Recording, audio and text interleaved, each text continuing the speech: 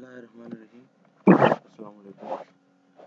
Basic electronics chapter number 1 lecture number 5।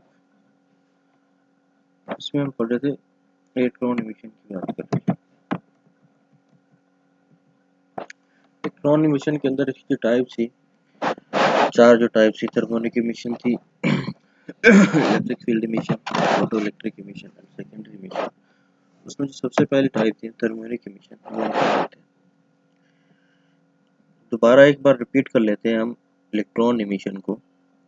Electron emission जो है वो एक टेक्निक है जिसके थ्रू हम क्या करते हैं कि इलेक्ट्रॉन्स को इमिट करवाते हैं, खारिज करते हैं किसी भी मेटल सरफेस से। जो एटम होता है किसी भी एलिमेंट का, उसके जो आउटर मोस्ट शेल के अंदर जो इलेक्ट्रॉन्स होते हैं वो लूजली अटैच्ड होते हैं न्यूक्लियस से या उस एटम से, क्योंकि उनके दरमियान और न्यूक्लियस के दरमियान जो फोर्स ऑफ अट्रैक्शन होती है वो बहुत ही कम होती है। तो जब हम कोई एक्सटर्नल एनर्जी प्रोवाइड करते हैं किसी भी एटम को, किसी भी मेटल एटम को एक खास अमाउंट में, जब हम उसको एक्सटर्नल एनर्जी प्रोवाइड करते हैं तो उसके नतीजे में क्या होता है कि जो मोस्ट वैलेंस शेल होता है आपका, सबसे आखिर वाला शेल होता है जिसको हम वैलेंस शेल भी कहते हैं, आउटर मोस्ट शेल, उसके अंदर जो इलेक्ट्रॉन्स होते हैं वो एनर्जी गेन करते हैं और उस एटम को लीव कर देते हैं। जो कि पेरेंट एटम होता है उनका अपना, उसको वो लीव कर देते हैं। लेकिन हम उन इलेक्ट्रॉन्स, अब वो इलेक्ट्रॉन जो है वो फ्री हो गए हैं मेटल के अंदर, वो मेटल के अंदर फ्रीली मूव करेंगे। वो अब किसी भी एटम के साथ जो है वो अटैच नहीं होते, वो उस मेटल के अंदर अंदर फ्रीली मूव कर रहे होते हैं एक जगह से दूसरी जगह, जब तक उनकी एनर्जी रिलीज नहीं होती दोबारा। तो हम इलेक्ट्रॉन इमिशन में क्या करते हैं कि उन फ्री एटम्स को मजीद एनर्जी देते हैं, यानी कि जब हम उसको मेटल के पीस को या कोई किसी भी एलिमेंट को मजीद एनर्जी प्रोवाइड करते हैं। अच्छा, ये जो है ना, क्योंकि हर मेटल की अपनी एक फिजिकल और केमिकल प्रॉपर्टी होती है, तो जो हम हीट प्रोवाइड करते हैं, जो एनर्जी प्रोवाइड करते हैं, वो हर एलिमेंट की डिफरेंट हो सकती है। अब वो जो फ्रीली मूव कर रहे हैं एटम, उनको जब हम मजीद एनर्जी प्रोवाइड करते हैं, ठीक है, तो वो इलेक्ट्रॉन इतनी एनर्जी इमिट यानी कि वो गेन कर लेते हैं कि वो इस मेटल के पीस से, उस एलिमेंट के, जो भी एलिमेंट है उससे वो आसानी से इमिट होके बाहर आ जाते हैं, उस मेटल को छोड़ देते हैं। ये सारा का सारा प्रोसेस हम करते हैं वैक्यूम ट्यूब के अंदर। वैक्यूम ट्यूब क्या होती है? एक गिलास की ट्यूब होती है जिसके अंदर से हम जितनी भी गैसेस होते हैं वो पंप कर लेते हैं, उनको निकाल लेते हैं, उसको इसके अंदर एक वैक्यूम क्रिएट कर लेते हैं, एक हॉल क्रिएट कर लेते हैं। अगर आपने वो देखा हो, कोई मूवी वगैरह देखी हो इंग्लिश स्पेस से रिलेटेड, ठीक है, तो उसमें क्या होता है कि आपका जो स्पेस है उसके अंदर वैक्यूम है। वैक्यूम है तो वहाँ पे यानी कि कोई गैसेस वैसेस नहीं होती, ठीक है। और आप अगर वहाँ पे जाएंगे तो वो फ्लोट, आप जो है ना, अ, जैसे नहीं, आप इधर से उधर जो है बंदा लहरता रहता है, फ्लोट करता रहता है, तैरता रहता है, यानी कि वो आप कहीं गिरेंगे नहीं, मतलब एक इजीली जो है ना फ्रीली मूव करते रहेंगे वहाँ पे। वो ड्यू टू वहाँ पे ना ग्रेविटी है ना कोई गैसेस वगैरह है, इसकी वजह से, इस वजह से आपको वहाँ पर ऑक्सीजन वगैरह जो है वो अपने साथ लेके जानी पड़ती है जिंदा रहने के लिए, सांस लेने के लिए, ठीक है। इसी किस्म का एक वैक्यूम जो है वो हम क्रिएट कर लेते हैं, इसलिए इसको हम कहते हैं वैक्यूम ट्यूब, क्योंकि उसके अंदर से हम सारी गैस जो है वो निकाल लेते हैं। जो है वो सारी जो है वो गैसेस जो भी होती है हम निकाल लेते हैं, फिर उसके अंदर ये इलेक्ट्रॉन्स को जो है वो इमिट करवाते हैं। अगर आप इस इलेक्ट्रॉन मिशन के प्रोसेस को ओपन एनवायरनमेंट में करवाते हैं तो वो इलेक्ट्रॉन मेटल से इमिट तो हो जाएंगे, लेकिन आप उनको स्टोर नहीं कर सकेंगे, क्योंकि उसके अंदर दूसरी गैसेस होती हैं। वो इलेक्ट्रॉन कहीं ना कहीं जो है वो किसी न किसी गैस के साथ दोबारा जो है रिएक्शन करके उनके साथ कंबाइन हो जाएंगे, क्योंकि हमारे माहौल में बहुत सारी गैसेस हैं, बहुत सारे एलिमेंट्स हैं, जो सॉरी गैसेस हैं, तो किसी न किसी गैस के साथ वो दोबारा रिएक्शन करेंगे इलेक्ट्रॉन्स, और वो जो है ना उनके साथ अटैच हो जाएंगे। इसलिए इनको स्टोर करने के लिए, क्योंकि इलेक्ट्रॉन अगर हम किसी मेटल सरफेस से इमिट करवा रहे हैं तो उसको हम कहीं ना कहीं यूज भी करेंगे। यूज करने के लिए सिर्फ हमें इलेक्ट्रॉन ही चाहिए ना, दूसरी गैसेस तो नहीं चाहिए ना। तो इस वजह से हम क्या करते हैं कि उनको जब इमिट करवा लेते हैं उन गैस इलेक्ट्रॉन्स को, तो ये प्रोसेस सारा हम वैक्यूम ट्यूब के अंदर करवाते हैं और वो फिर हम उनको स्टोर कर लेते हैं। तो यहाँ तक हमने पढ़ी थी कि the free electron which overcome the attractive force of the nuclei breaking bonding with the metal। अब वो पहले उसने एटम के साथ बॉन्डिंग ब्रेक की और वो मेटल के अंदर फ्रीली मूव करने लग गया, लेकिन जब मजीद उसको एनर्जी प्रोवाइड की गई तो उसने क्या किया, उस मेटल से बॉन्डिंग तोड़ ली और वो वैक्यूम के अंदर जंप कर जाएगा। The number of free electron escape from the metal is depend upon the amount of heat applied to the metal and the work function of metal।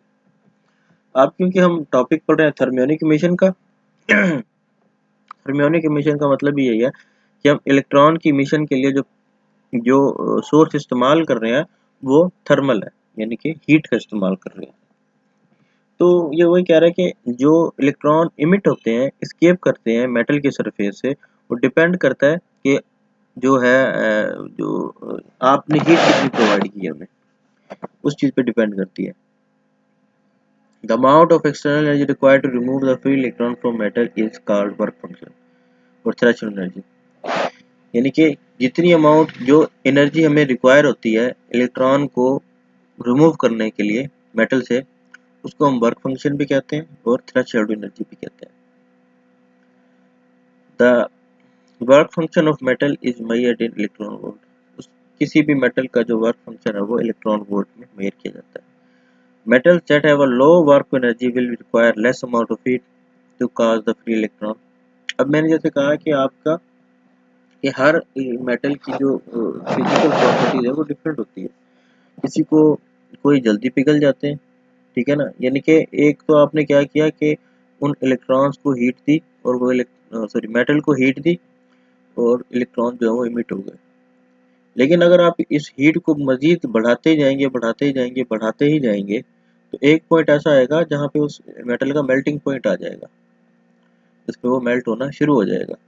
अब सारों का मेल्टिंग पॉइंट एक जैसा नहीं होता ना, तो इस वजह से हर मेटल के लिए जो हम एनर्जी रिक्वायर होती है हमें, उसके लिए हमें वो डिफरेंट होती है हर मेटल की। वो यही कह रहा है कि metal have low work function. जिस मेटल का लो वर्क फंक्शन होता है उसके लिए जो है हमें एनर्जी भी जरूर कम पड़ती है फ्री इलेक्ट्रॉन करने के लिए, फ्री इलेक्ट्रॉन्स को फ्री करने के लिए एनर्जी की जो क्या कहते हैं ज़रूरत भी कम पड़ती है। Hence the metal with low work function emit large number of electrons at high temperature। अब इसमें फिर क्या होता है कि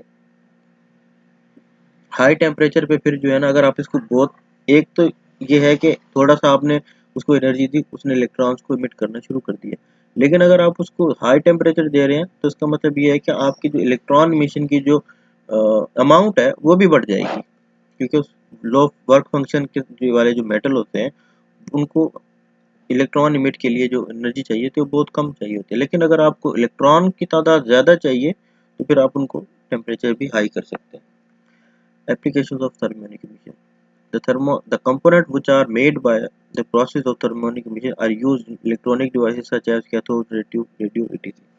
यानी कि इन इलेक्ट्रॉन को फिर आप कैथोड रेज ट्यूब के अंदर भी इस्तेमाल कर सकते हैं, रेडियो वगैरह के अंदर भी करते हैं, और इलेक्ट्रॉनिक डिवाइसेस, आजकल के इलेक्ट्रॉनिक डिवाइसेस में इतना जो है ना ये इस्तेमाल नहीं हो रहे, क्योंकि इलेक्ट्रॉनिक डिवाइसेस आजकल की हैं वो सेमीकंडक्टर डिवाइसेस हैं, सेमीकंडक्टर मटेरियल से बनी हुई है। तो इस वजह से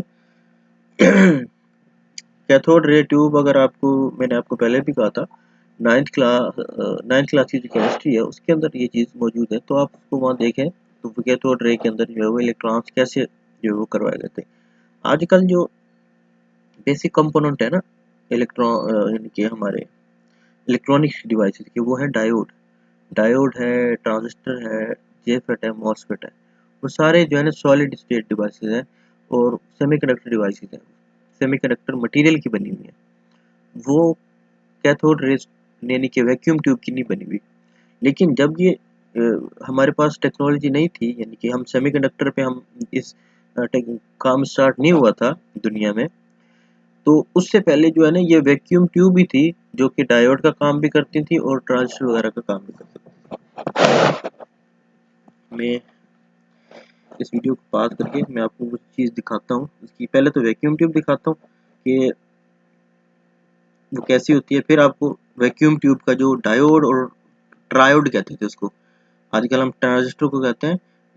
सेमीकंडक्टर जो डिवाइस है ट्रांजिस्टर, उसको हम यानी कि इलेक्ट्रॉनिक डिवाइस उसको ट्रांजिस्टर कहते हैं, लेकिन जो वैक्यूम ट्यूब की थी ट्रांजिस्टर था उसको ट्रायोड कहा जाता था। वो मैं आपको शुरू करता हूँ। ये अगर आप देखें तो ये है आपके वैक्यूम ट्यूब, इस तरह की बनी होती थी। जो पहले गिलास इस्तेमाल होते थे, सॉरी बल्ब जो इस्तेमाल होते थे, वो भी कुछ इसी तरह के होते थे दिखने में।